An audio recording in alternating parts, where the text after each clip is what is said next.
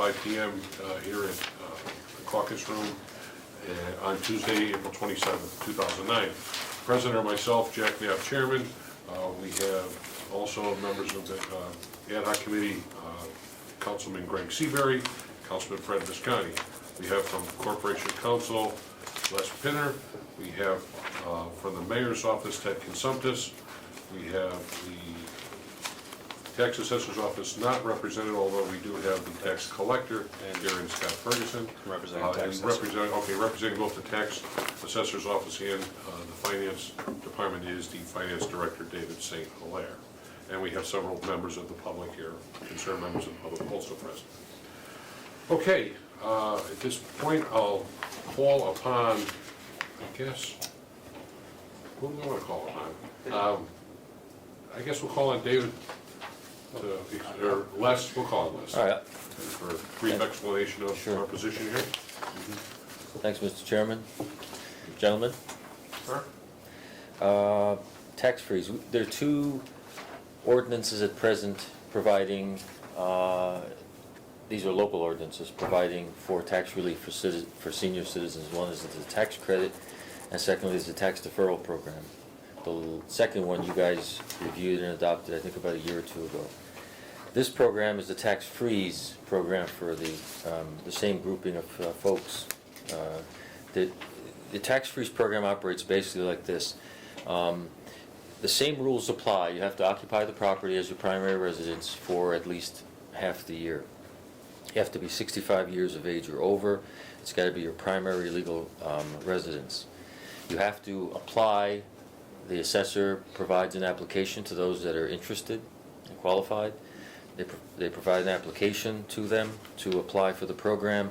For the first year of the program, the applicants must submit by August 31st, 2010. Okay, so there's a little leeway into the next fiscal year for folks to apply. As I understand it, the applications will be made available early so that people can apply in time to get the benefit of the freeze for this coming fiscal year, starting July of 2010. As is the case with the other tax ordinances we have for the elderly, anybody who's delinquent cannot get the tax freeze until the delinquency is cleared up. There's also provisions for people who are under 65 to get the benefit if there's a disability in the family of some kind. So that, again, that's consistent with the other two ordinances I mentioned. The tax freeze has a slightly different income guideline that's indicated in the ordinance, which the assessor's office reviews. The difference being that the tax assessor is going with the state formula for income guidelines, meaning that she prefers to have a benchmark to use for application of the tax freeze. So therefore, if the state, for example, has a minimum income and a maximum income schedule, and each of those income schedules, each individual one has a maximum benefit, she wants to use that maximum benefit to apply for the freeze for the person applying. So there's a guideline that she wants to use to apply the tax freeze. The only other difference with this program is there is proposed a sunset provision that with each revaluation, unless the council readopts the ordinance, the freeze program will expire with each revaluation. Each revaluation occurs each 5 years. Okay, so the proposal would be to sunset the program. In essence, that's a summary. We can answer some more detailed questions if the council wishes. David. The intent of the program is to ensure that the seniors, as Les mentioned, the qualifying seniors are paying no more than what they are paying in the current fiscal year. Now, some may pay less, but the intent is so that those seniors that qualify are not negatively impacted by the mandated phase-in that we must do. And of course, they are incurring an incredible amount of burden as it is, with the increased fuel costs and all these other additional increases that are brought on by this economy. We don't want to increase their burden by the mandates that are thrust upon us by the state. So by doing this freeze, it holds this level at the current level. So when we go into the next year, they will not be impacted in a negative way. They could be impacted in a positive way.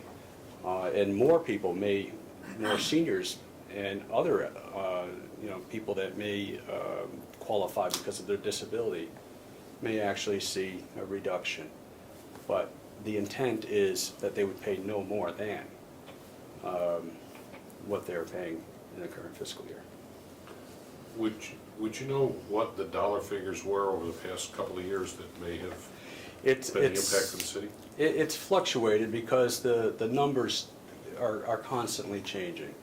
And we do have different programs, and because of the different makeup of the programs, it's not a straight program per se, so it's difficult to really isolate that number.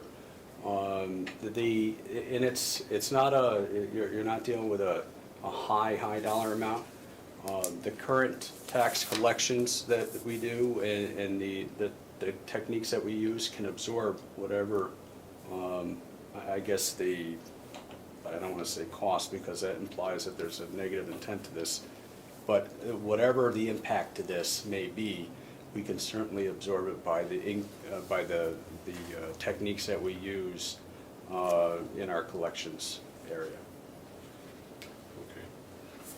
Mr. Seaver? Thank you, Mr. Chairman. I guess this would have to be directed to Les. How will the seniors that qualify for this, how will they be notified that this will exist other than the newspaper? Will there be correspondence going out to them, or? There'll be letters, the assessor would send a letter to those on her list from, I guess, the other programs, David, I think. Mhm. And that would Yeah. be sent to them indicating that this third program is available and they could apply by a certain date. What about the people that aren't on that list already? And I'm assuming there would have to be others there that would all of a sudden now qualify, let's call it. Right. I think there's going to be a certain outreach program through the Susan Tamanio's area, in the senior center, and of course this is a very I would assume it's not going to be one of these programs that's going to be passed quietly because it's going to be a very popular program, and it's intended to be because we want it to benefit as many qualified seniors as possible.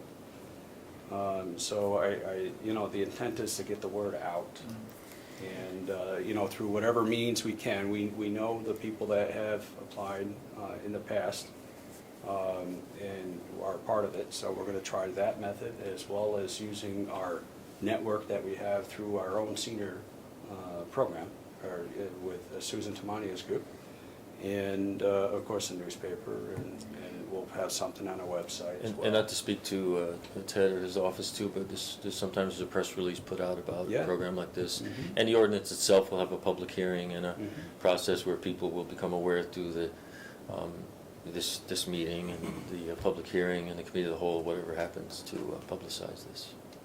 Thank you. Okay. Any other questions?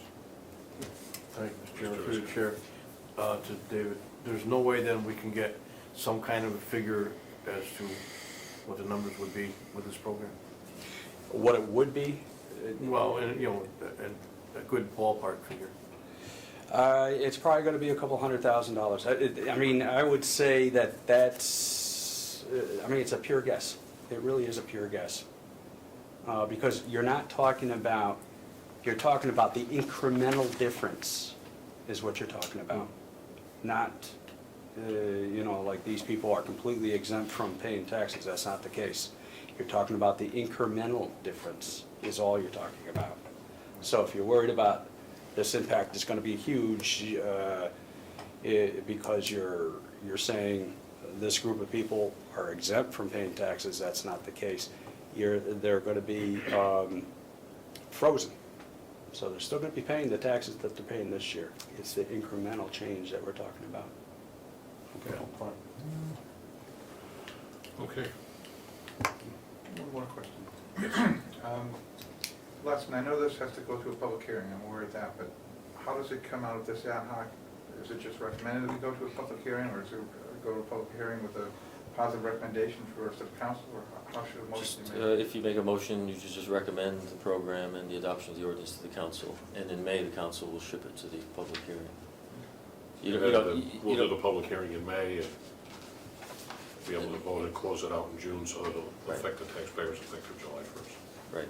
The plan is to try to ramp this up, right away with the pre-application process, so people will be ready to go. So if the council approves this in June, you'll still be ahead of the next fiscal year. If you do it in July, people can still take advantage of the program, it'll just be a little harder a month later. Just one other question, this is the first time we've done this piece of the pie, correct, the tax freeze? We haven't done it before. Right. Yeah, this is a new program. And I want to qualify. Because there is confusion as to the other two programs that we've had. People just think we're extending some, it just needs to be clarified that this is a new program.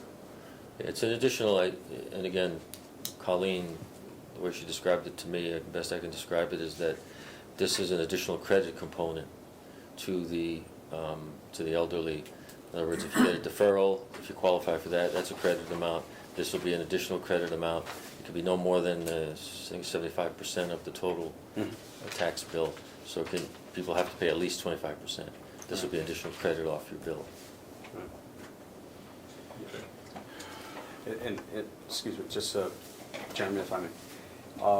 It's that reason, because there's so many different levels, we don't know exactly how many people may apply, additional people may apply, because where they once may not have been eligible, they may be eligible. And, but because we're dealing with incremental changes on the majority, we don't think that there's going to be a significant financial impact where we cannot absorb it through our additional tax collection strategies. And that's why I say, the number I threw out there is purely a guess. We can guess that is probably the very, very, very high side of it. But, because we know in total, it doesn't amount to a significant impact.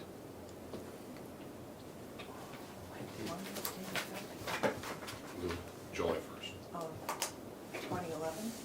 of this year. The date it takes effect will be this year's tax rolls, right? July Yes, 1st. as of July 1. Yep, July 1, 2010. Okay, any other comments? Hearing none, I'll entertain a motion. Mr. Chairman, Mr. Messina. I would like to make a motion to recommend the city council to send the proposed ordinance for tax freeze for the elderly homeowners to the public hearing, and to give it a positive recommendation to the council as a whole. Second. We have a motion and a second. Any further discussion? All those in favor, signify by saying aye. Aye. Opposed? And I say aye also. Move to adjourn. Motion to adjourn, seconded by Mr. Seabury. Those in favor? Aye. Opposed?